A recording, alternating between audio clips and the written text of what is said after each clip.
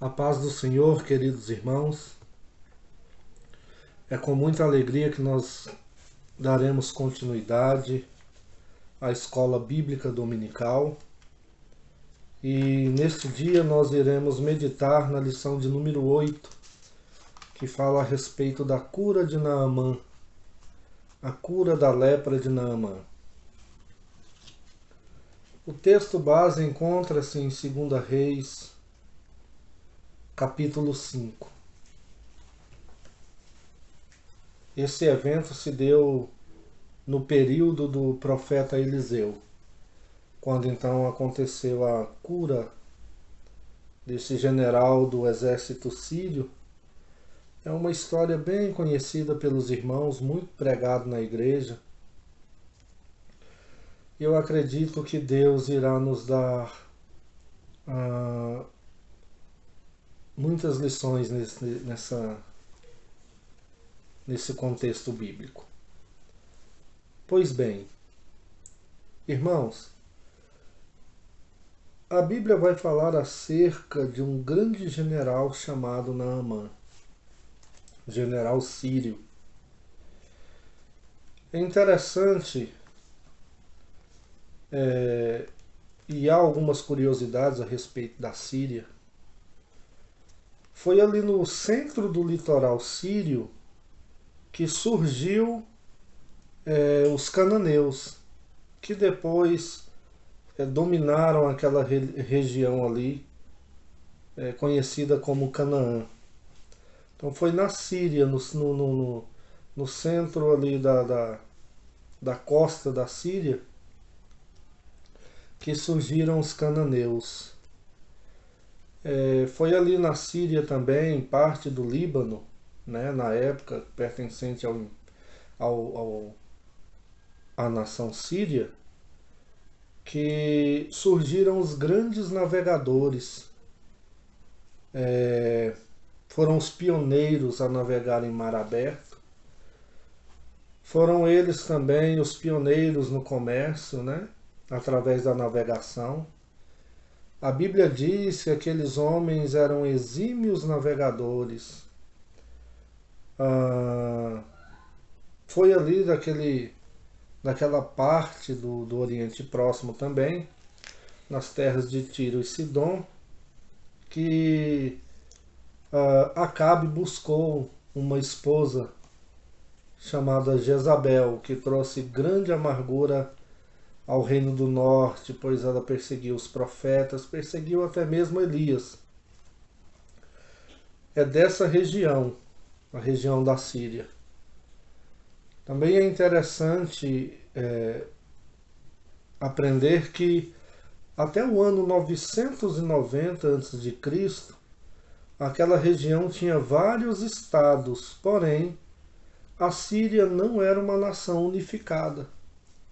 Ela só unificou quando o rei Davi conseguiu uma grande vitória sobre o rei Zobá, ali da região da Síria.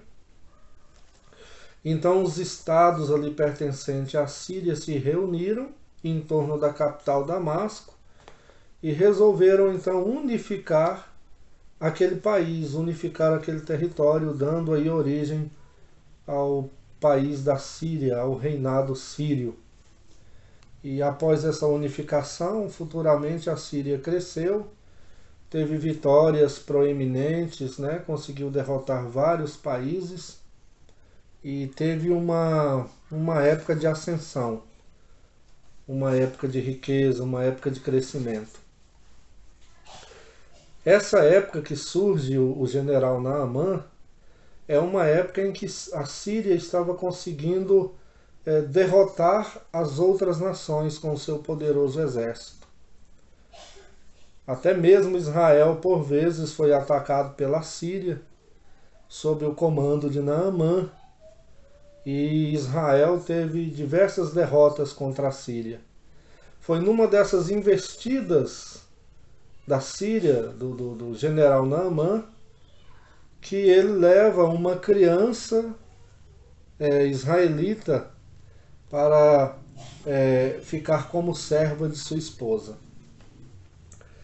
Então Naamã, ele era um grande general de um grande exército.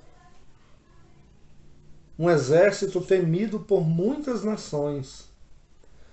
Um general honrado, um, um general reconhecido, um general de sucesso profissional. Sucesso profissional porque ele havia conquistado grandes vitórias para o seu rei, para o seu país. Só que esse general, ele tinha um problema, ele era enfermo e a sua enfermidade era a lepra. A lepra naquela época, irmãos, era uma doença conhecida como uma espécie de maldição. Uma pessoa amaldiçoada. Porque o que ela causava na vida da pessoa ia muito além de um problema na carne, um problema no corpo. Para os irmãos terem ideia, em Israel, quando uma pessoa era acometida com lepra, ela era obrigatoriamente retirada do seio da sociedade. Ia viver no local separado, não podia viver no meio da família, não podia viver no meio da sociedade, por causa, pelo perigo de contagiar outras pessoas. Então você vai ver muito isso principalmente no Evangelho, quando leprosos vão até Cristo pedindo para serem curados. Aqueles leprosos viviam em lugares separados da cidade, fora da cidade, para que não passasse a lepra para outras pessoas. Então uma pessoa leprosa, certamente ela não podia abraçar outras pessoas. E até é interessante que o que a gente vive hoje, o contexto que a gente vive com a pandemia do coronavírus também nos obriga a evitar apertos de mão, evitar abraços, para não passar esse contágio da doença para outras pessoas. Só que a diferença é que o leproso tinha que sair do seio da sociedade, né? Não muita diferença, porque geralmente quem descobre que está contaminado fica em quarentena, né? Separado. Então, queridos, a lepra era uma doença que ela trazia prejuízos para a vida social e não só prejuízos para a carne, não atacava só o corpo, mas quem tinha lepra certamente não abraçava seus filhos, tinha a sua vida íntima com sua esposa prejudicada, tinha que se manter afastado da sua parentela. Então Naamã, embora fosse um general reconhecidamente poderoso, honrado, de sucesso profissional, ele vivia em dois mundos. Ele vivia em um mundo de sucesso, mundo exterior, onde todo mundo o reconhecia, todo mundo o honrava, mas ele também vivia em um outro mundo, que era o mundo íntimo, o mundo da sua particularidade, o mundo dentro do seu lar. Fora, sucesso. Dentro de casa, tristeza. Dentro de casa, ele vivia em um mundo destruído, em um mundo sem paz, em um mundo de problemas por conta da sua enfermidade. E aí, meditando nesse texto, eu comecei a pensar quantas pessoas estão vivendo no contexto de Naamã, mesmo dentro da igreja, não é? Lá fora, uma vida profissional, na vida em sociedade, uma pessoa de sucesso, uma pessoa admirada por seus colegas de trabalho. Mas em casa, dentro de casa, no seu íntimo, na sua vida particular, um mundo destruído. Porque nesse momento que eu estou gravando essa aula, quantos casais estão brigados? Já não se falam mais, já não conversam, cada um tem a sua razão, não se perdoam, não dão um passo atrás. Quantos filhos estão brigados com os pais, irmão brigado com outro irmão, morando debaixo do mesmo teto? Às vezes vão para a igreja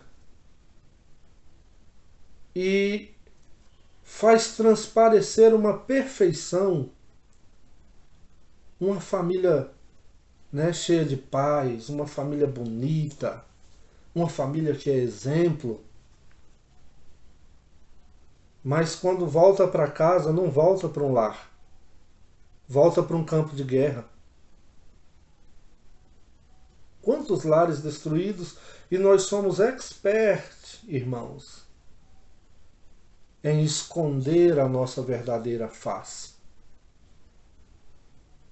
Nós conseguimos de forma exímia passar uma imagem daquilo que realmente não é o que está acontecendo. Muitas pessoas vivendo o contexto de Naamã. No mundo exterior, uma vida no mundo íntimo, na vida particular, uma vida destruída. A única diferença aí é que a lepra de Naamã, por ser uma doença na carne, ela era visível. Provavelmente todo mundo conhecia o caso de Naamã. Talvez seja diferente da vida de muitas pessoas que conseguem esconder a sua vida destruída. Conseguem conseguem esconder o seu mundo sem paz, o seu mundo sem diálogo, conseguem esconder um mundo destruído. Naamã tinha essa vida. Lá fora, sucesso. Em casa particular, a falta de paz. A falta de alegria, talvez. Mas a Bíblia vai dizer que quando o exército sírio atacou Israel, eles levaram de lá uma menina. Uma moça, e essa moça veio a ser serva da esposa de Naamã. E foi essa moça que acendeu uma fagulha de esperança no coração daquele grande general. Ela disse para a esposa dele: "Ah, quem me dera, se o meu senhor fosse até a presença do profeta que está em Samaria, certamente o profeta iria curá-lo." E aqui, irmãos, nós tiramos mais uma lição. Que embora aquela criança, aquela moça,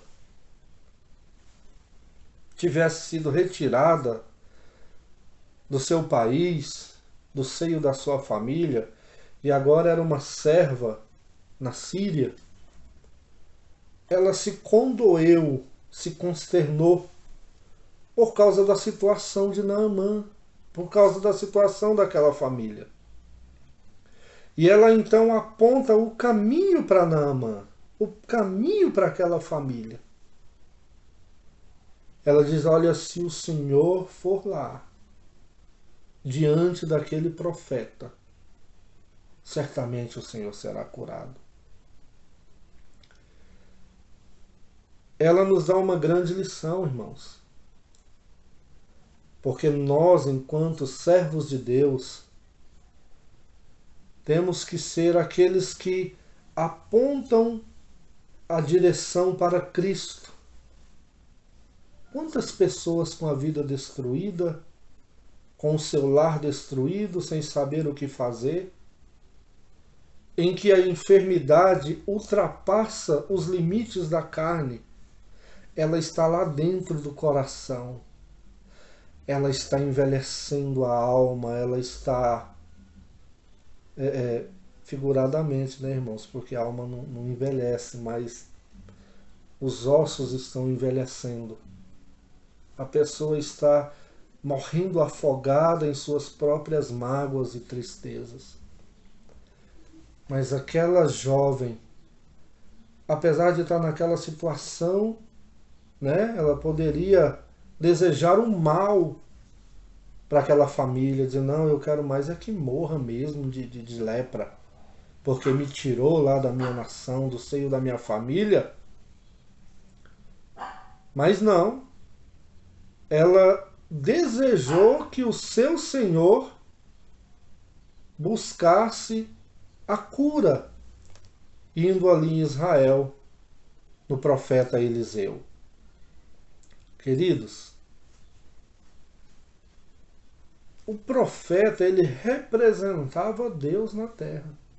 Era o mensageiro de Deus. Era o representante de Deus. E nós temos que fazer e ter a mesma atitude dessa jovem. Mostrar a essas famílias destroçadas que existe um que é capaz de mudar a situação da vida delas. E esse que é capaz de mudar a história, a situação, é Jesus de Nazaré, o Filho de Deus. E é interessante que quando a menina fala com a esposa de Naamã, Naamã corre até ao rei Ben-Hadad e diz, olha, eu fiquei sabendo que em Israel tem um profeta que é capaz de me curar. E o rei então disse, vai, eu vou mandar na sua frente uma carta para o rei de Israel, para que ele venha tomar as providências para que você seja curado. Então ele faz ali a sua caravana e vai rumo a Israel. Quando o rei recebe a carta, ele fica desesperado. Ele diz, olha, acaso eu sou Deus para curar alguém de lepra? Certamente o rei da Síria está criando algum pretexto para entrar em guerra contra nós. E ali então aquele homem de Deus fica sabendo daquilo. Eliseu manda um recado para o rei e diz, olha, deixa ele vir a mim. Deixa ele vir a mim. E ele saberá que há profeta em Israel. Irmãos, às vezes eu fico admirado por ouvir de algumas pessoas palavras que chega a doer no coração. Pessoas que não crê mais na conversão. Acha que Deus não é poderoso para mudar os corações. Pessoas que não creem mais no milagre. Estão afogando, estão sendo sufocados por sua falta de fé. Talvez passou por algum problema e Deus não deu a resposta que ele gostaria. Então ele começa a duvidar do poder de Deus. Mas nós temos que ser homens e mulheres de fé e apontar para Cristo. Assim como o profeta disse para o rei, deixa ele vir a mim, Jesus também manda nós levarmos o pecador até ele e diz, não, traga a mim. Eu tenho o poder de mudar as situações. Tenho o poder de mudar a história. Ora, irmãos, creia, Deus é poderoso para tirar o drogado, o viciado, o alcoólatra, qualquer pessoa que esteja mergulhada no mais profundo mar do vício, qualquer que seja a situação. Creia, Jesus é poderoso para transformar vidas. Jesus é poderoso. O profeta disse, traga Naamã aqui. Deixa que ele vai ver que há profeta em Israel. A Bíblia diz então que Naamã foi até Eliseu. E aí acontece algo diferente. Porque ao chegar à residência do profeta, o profeta não saiu para receber ele. O profeta mandou o servo dizer, ó, vai lá e diga para ele mergulhar 7 vezes no Jordão e ele será curado e ficará limpo. Irmãos, Naamã era um homem acostumado com honrarias, a ser bajulado, né? O grande general do exército sírio, inimigo de Israel, estava ali. E aquele profeta não veio recebê-lo. E ele disse: olha, eu pensei que ele viria aqui, que ele invocaria o seu Deus, que ele colocaria as mãos sobre mim e eu ficaria curado.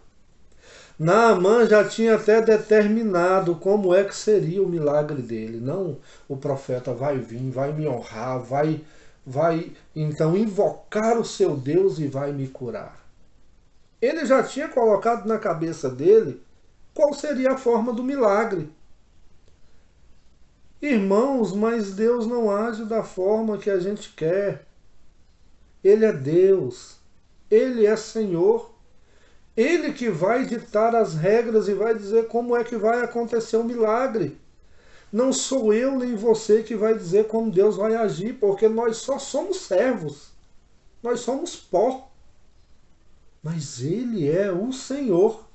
E é Ele que determina as coisas. Mas saiba de uma coisa. Você sabe por que Eliseu mandou Naamã mergulhar no Jordão? Eliseu mandou Naamã mergulhar no Jordão. Deus queria fazer um milagre muito mais profundo do que uma cura de lepra. E o texto demonstra, através da atitude de Naamã, que ele era um homem orgulhoso. Ele diz: olha, acaso na Síria não há rios muito mais limpos e melhores do que em Israel? Farfar. E esse profeta manda eu mergulhar no Jordão, um rio turvo, de águas turvas, um rio barrento. Acaso eu não poderia fazer essa purificação lá nas águas da Síria, que são melhores do que Israel? Veja que ele nem prestou atenção, irmãos, no que o profeta tinha dito. O profeta disse: tu vai mergulhar, vai ser curado e vai ficar limpo. E ele acredita que aquilo é só um ritual, ele vai mergulhar para fazer uma purificação. E a Bíblia diz que, irritado, ele vira para ir embora. Ia voltar para casa leproso.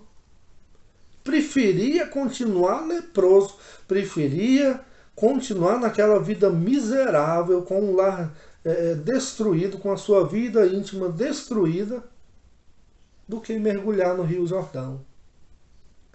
Deus sabe ou não sabe fazer as coisas, irmãos? Eita, igreja, a pedagogia de Deus é linda. E como Deus é maravilhoso. Porque Deus não queria só curar Naamã, não. Deus queria, não queria curar só a pele de Naamã. Deus queria curar o coração dele. E muito mais além. Naamã, então, indo embora, o seu servo chega e diz: meu pai, Naamã, acaso se ele tivesse te pedido alguma coisa impossível, o senhor não faria? Aqueles servos estão chamando Naamã a ter uma consciência da sua atitude. Mas rapaz, ele mandou tu só mergulhar no rio. Mas tu é tão orgulhoso, que prefere voltar para casa leproso do que mergulhar no Rio Jordão. E a Bíblia diz então que Naamã caiu em si. Rapaz, mas não é mesmo? Que besteira que eu estou fazendo da minha vida. O que é isso que eu estou fazendo com a minha vida? Vou continuar nessa vida miserável até o dia da minha morte? Não vou, porque eu não quero me submeter a essa palavra. Aí diz a Bíblia que ele foi lá, irmãos, e mergulhou 7 vezes. Na 7ª vez, ele saiu limpo, como uma pele de criança. curado. Só que, como eu havia dito, a cura dele foi muito mais profunda, porque Deus não alcançou somente o exterior de Naamã. Deus, como uma flecha, alcançou o coração daquele grande general. Porque Deus tinha os seus objetivos. Imagina aqui comigo, irmãos. Quantas vezes vocês acham que Naamã chegou diante do deus Renfã, que era o deus dos sírios, com o seu rei, e pediu aquela cura para ele? Aquele grande general, quantos médicos vocês acham que tratou ele? Acredito que muitos. E ninguém conseguiu curar Naamã. Agora você imagina aquele grande general chegando diante do rei da Síria, diante do seu exército, diante daquela nação, e testemunhando para aquele rei, para aquela nação, e dizendo: olha, o Deus de Israel me curou. Ele era um testemunho vivo do poder de Deus, dentro da sua casa, dentro daquela nação, diante do seu rei, agora testemunhando que há Deus, e o Deus verdadeiro é o Deus de Israel. Veja, irmãos, esse Deus é poderoso. Às vezes a gente olha e só enxerga um palmo e olha lá, né? Às vezes você pensa assim: nossa, esse milagre na minha vida foi maravilhoso porque Deus fez isso comigo. Mas os milagres de Deus, eles atravessam fronteiras que às vezes a gente não compreende. Sabe? Às vezes a gente sofre algumas coisas na nossa vida para ser testemunho vivo para outras pessoas que sofrem também, né? A ponto de você falar para uma pessoa quando estiver no leito de Covid, você falar assim: não, fica firme, creia no Senhor, porque eu também passei por isso e Ele me tirou de lá. Eu me lembro de Jesus quando expulsou os demônios do Gadareno. O Gadareno falou: deixa eu ir com o Senhor. E ele falou: não, você vai ficar aí. Volta aos teus, para eles verem a grande obra que o Senhor fez na sua vida.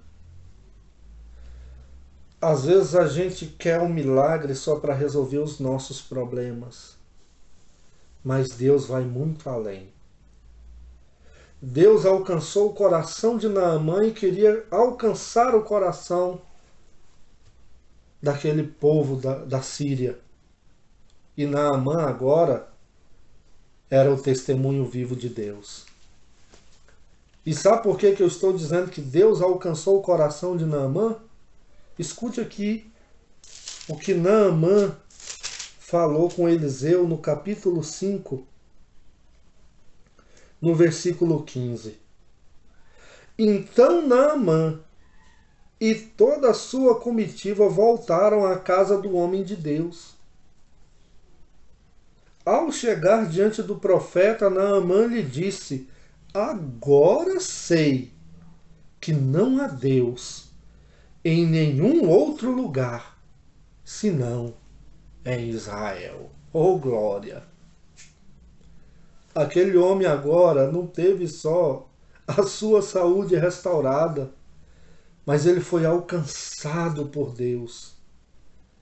Ele foi salvo por Deus, porque agora ele cria no Deus de Israel. E ele ia voltar para a sua nação com um grande testemunho, porque todos conheciam ele como general leproso, mas agora ia ser conhecido como general curado pelo Deus Jeová. E ele diz mais. Ele diz assim: olha, já que não aceitas o presente, ao menos permite que eu leve 2 mulas carregadas de terra, pois teu servo nunca mais fará holocaustos e sacrifícios a nenhum outro Deus senão ao Senhor. Agora o coração de Naamã era do Senhor. Alguns estudiosos, queridos, acreditam até que Naamã prefigura a purificação dos gentios, daqueles que não pertenciam a Israel, ao povo de Israel. Eu e você, purificados pelo sangue de Jesus, providenciado por Deus. Naamã mergulhou lá no Rio Jordão. Interessante que foi o mesmo rio que Cristo foi batizado, né? Então aquele mergulho de Naamã e aquela purificação prefigurava a purificação futura de um povo que não pertencia a Deus, de um povo que estava manchado pela lepra do pecado, mas que foram purificados pelo sangue do Cordeiro derramado na cruz do Calvário. Então, queridos, Naamã teve a sua vida restaurada, virou um servo de Deus, transformou-se em um servo de Deus, testemunho vivo. Eu imagino agora Naamã entrando na sua casa, podendo abraçar a sua esposa, os seus parentes, a festa, a alegria daquele homem. Sabe por quê? Porque ele decidiu dar um passo atrás no seu orgulho, ouvir a voz do profeta e obedecer à voz de Deus.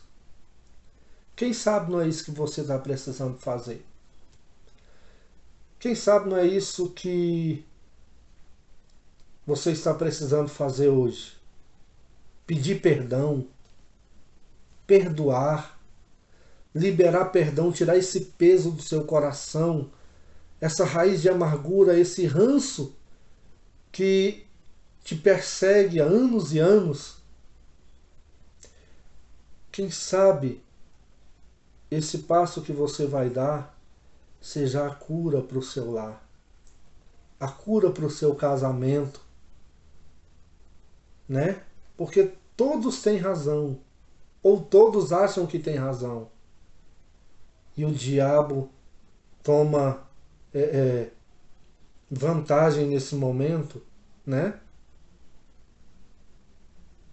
E começa a soprar coisas no ouvido das pessoas para lhes endurecer o coração.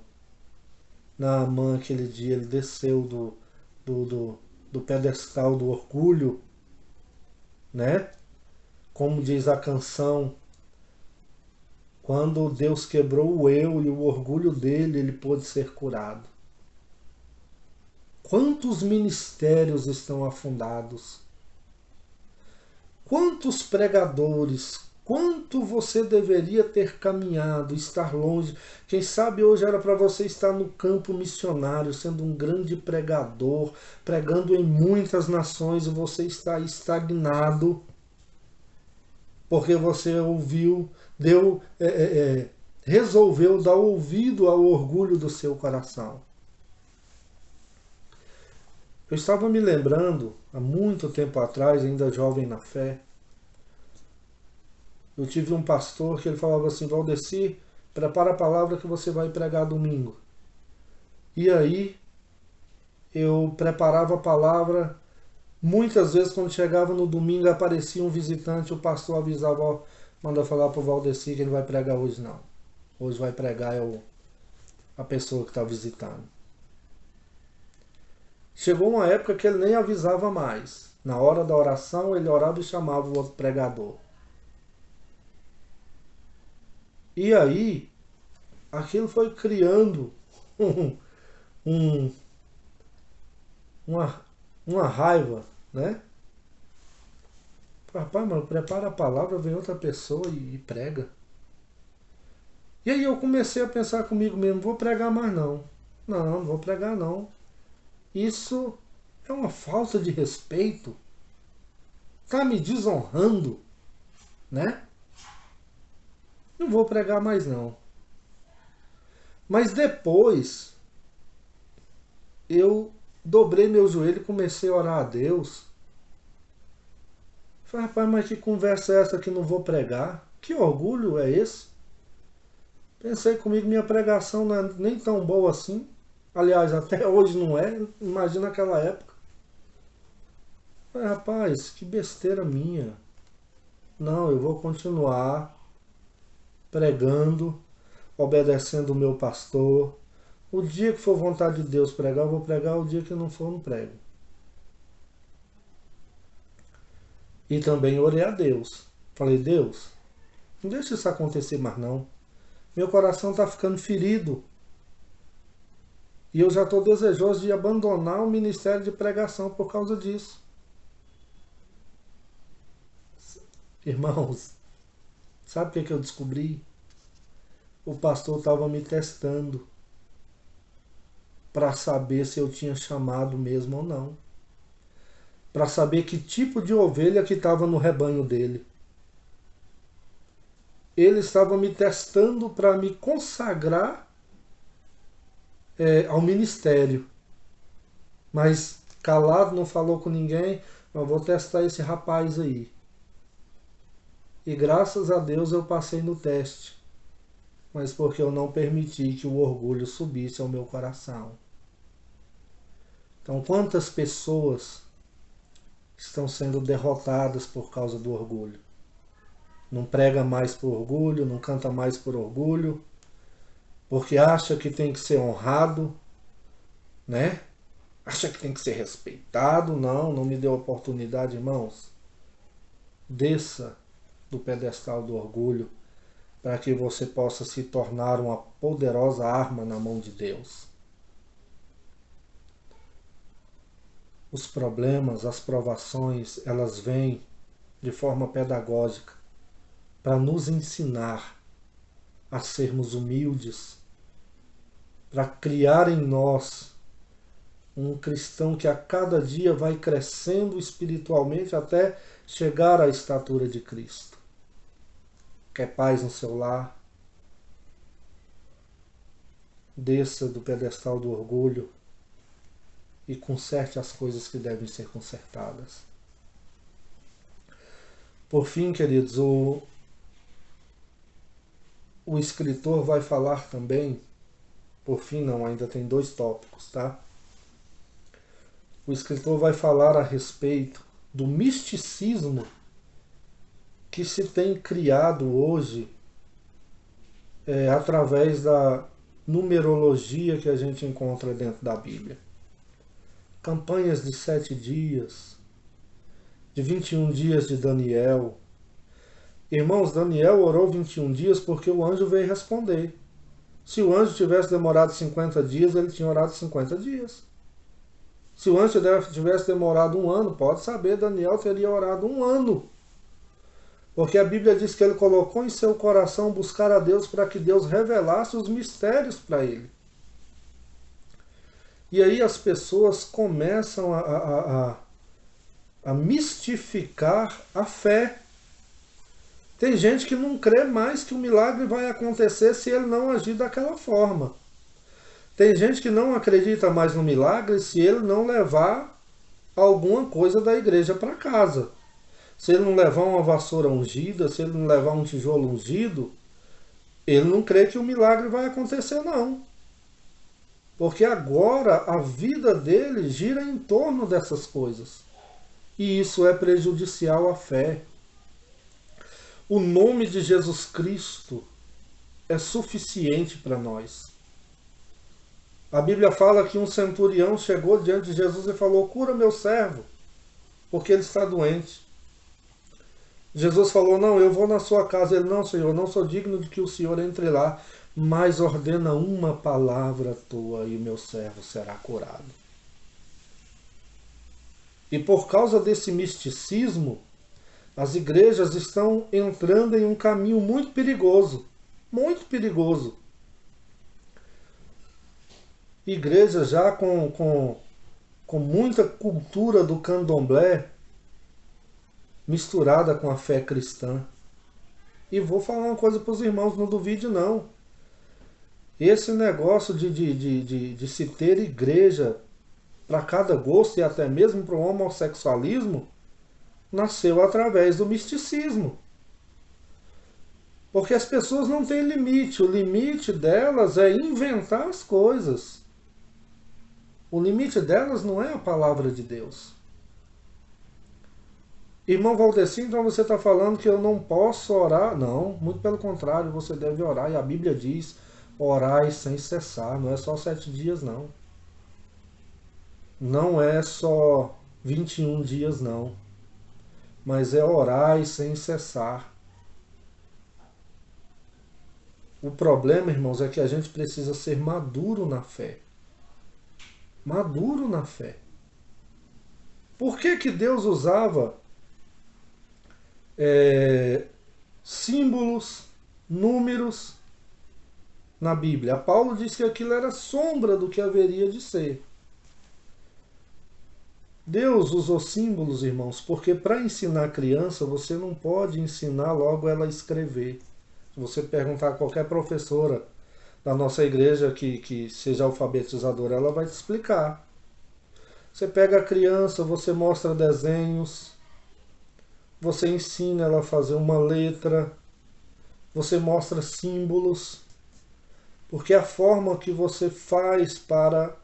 é a forma que você tem para alfabetizar uma criança.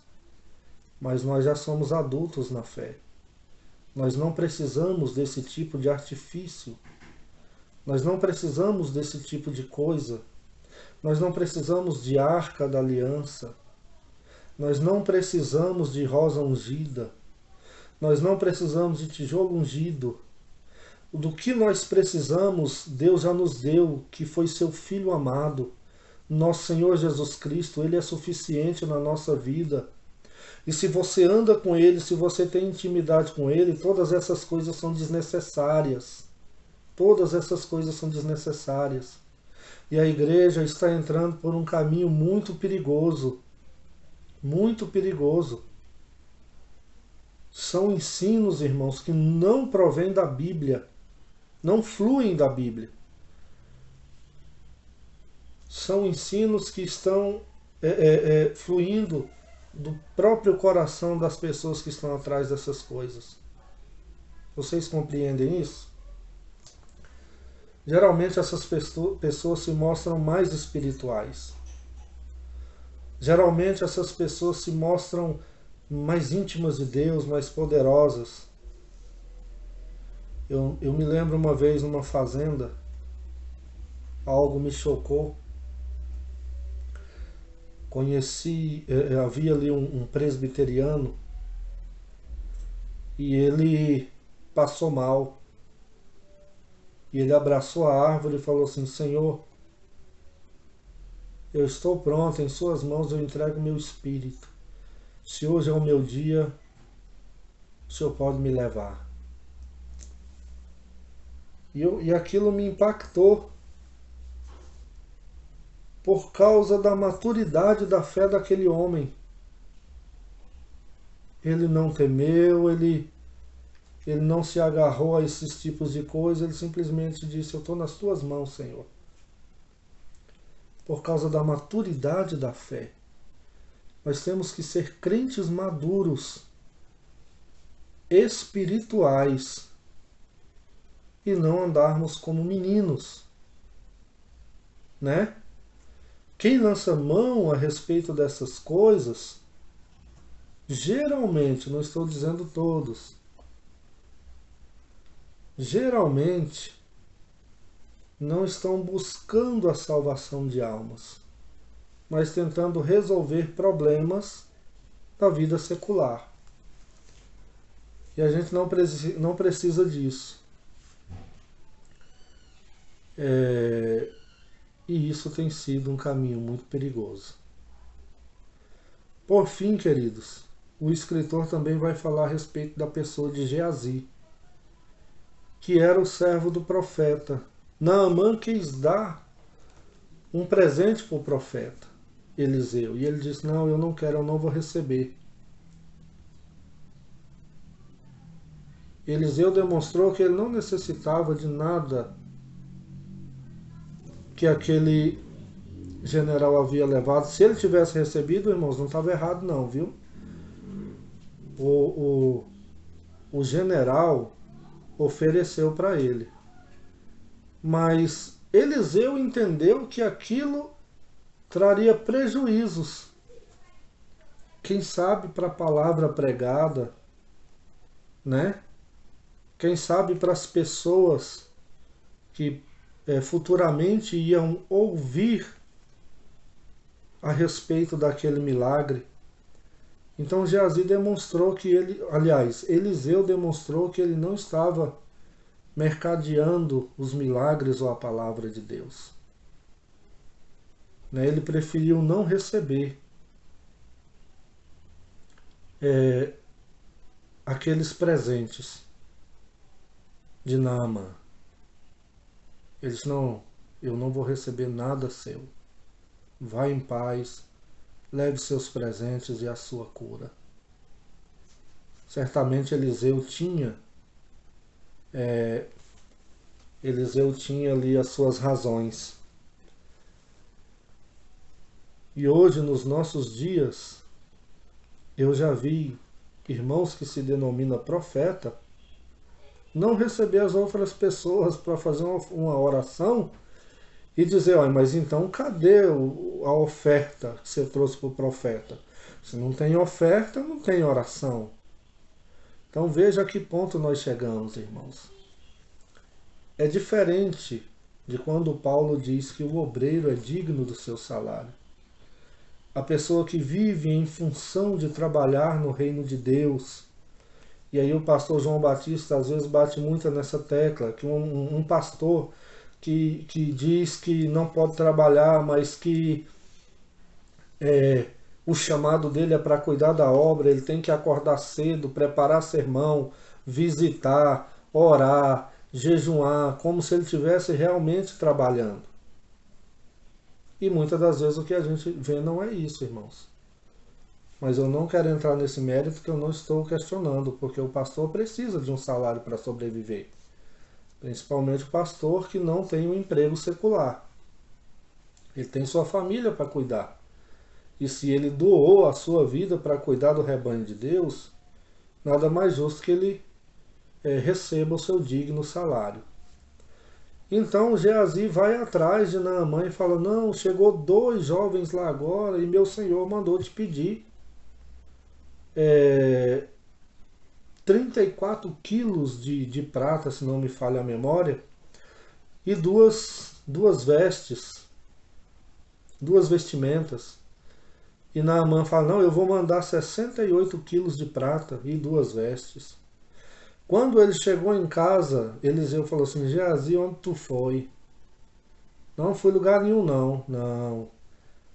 Não sabias tu que eu estava em espírito com você e vi quando aquele homem voltou com a carruagem e você pegou os presentes? Pois agora a lepra que estava sob Naamã estará sobre você e sobre os seus descendentes. E a Bíblia diz que ele foi acometido de lepra na hora. Uma das lições que a gente tira, irmãos, é que tudo que nós falarmos, tudo que nós fizermos, enquanto representantes de Deus nessa terra, nós iremos dar conta diante de Jesus. Todas as palavras pregadas, todas as ofertas recebidas, tudo que nós fizermos, nós devemos dar contas a Jesus. E tem gente que se esquece disso e vai lançando mão naquilo que não pertence a ele, vai defraudando, vai pegando mais do que ele tem direito, do que aquilo que ele tem direito. Mas está tudo sendo registrado, irmãos. E o fato da gente ser obreiro, da gente ser pastor, não tira a responsabilidade. Não nos exime. Não nos dá uma vantagem maior. Muito pelo contrário. Nós temos uma responsabilidade maior.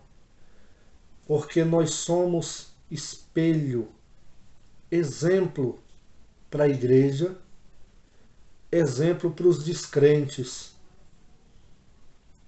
E é interessante também que, depois de ler muito a Bíblia, aquela passagem que Paulo diz: se estiveres o que comer e o que beber, estejais satisfeitos, Paulo está falando com a liderança da igreja.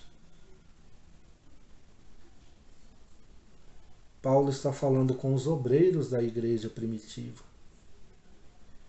Então, Paulo nos chama a atenção dos pastores, dos evangelistas, dos profetas, a estarem satisfeitos com o pão de cada dia que Jesus nos tem dado, para que nós não sejamos avarentos, para que nós não venhamos envergonhar a palavra de Deus,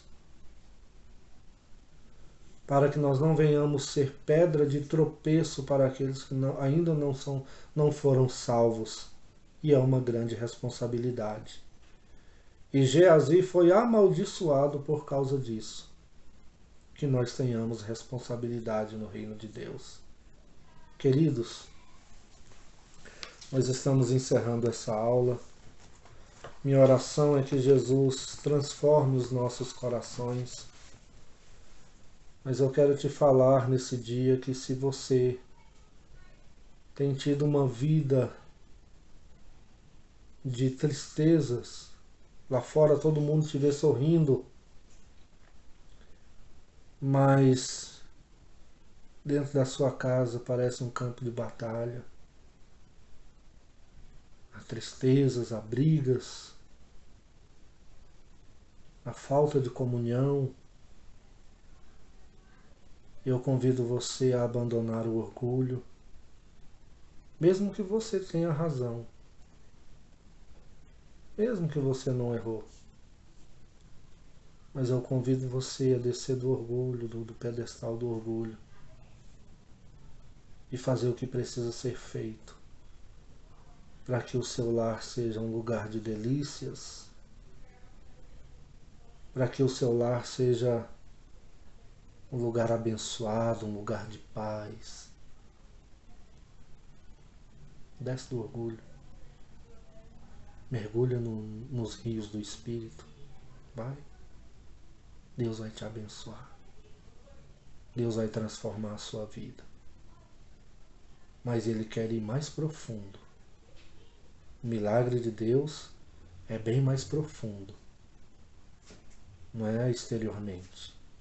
Ele quer alcançar a alma, Ele quer alcançar o coração. Que Deus nos abençoe em o nome de Jesus.